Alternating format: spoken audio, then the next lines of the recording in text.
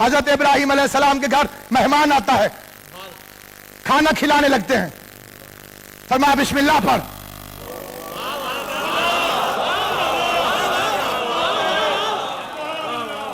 بسم اللہ پڑھ. کیا لگا نہیں پڑھتا؟ آپ کے اللہ کا نام نہیں لوں گا. پتہ نہیں کتنی محبت تھی ابراہیم کو بسم اللہ سے.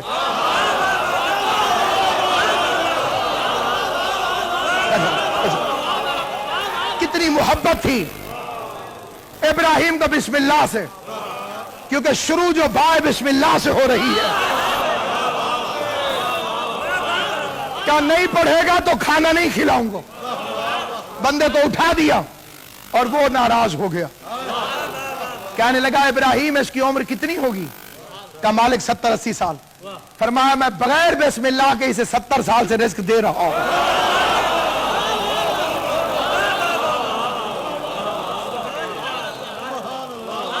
بس جہاں سے پہلا فساد شروع ہوا تھا اسی کا حل ڈھونڈ لیجیے.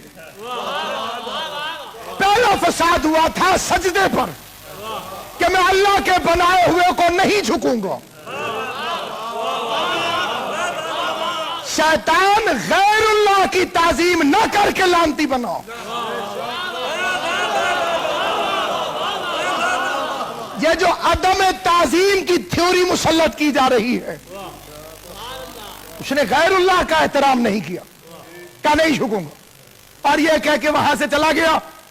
اب میں صراط مستقیم پہ بیٹھوں گا، اغوا کروں گا انہیں، آگے سے حملہ کروں گا، پیچھے سے حملہ کروں گا، دائیں سے حملہ کروں گا، بائیں سے حملہ کروں گا. کتنا شیطان ہے شیطان.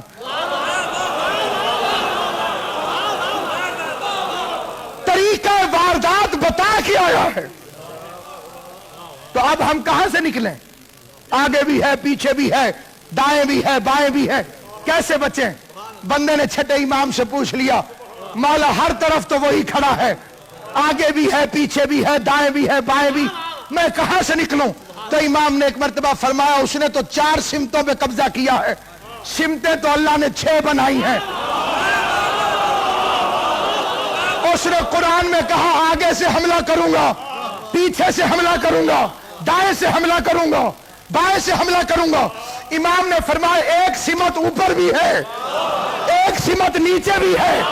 سجدے میں سر جھکا دو گے تب بھی بچ جاؤ گے، دعا میں ہاتھ اٹھا دو گے تب بھی بچ جاؤ گے.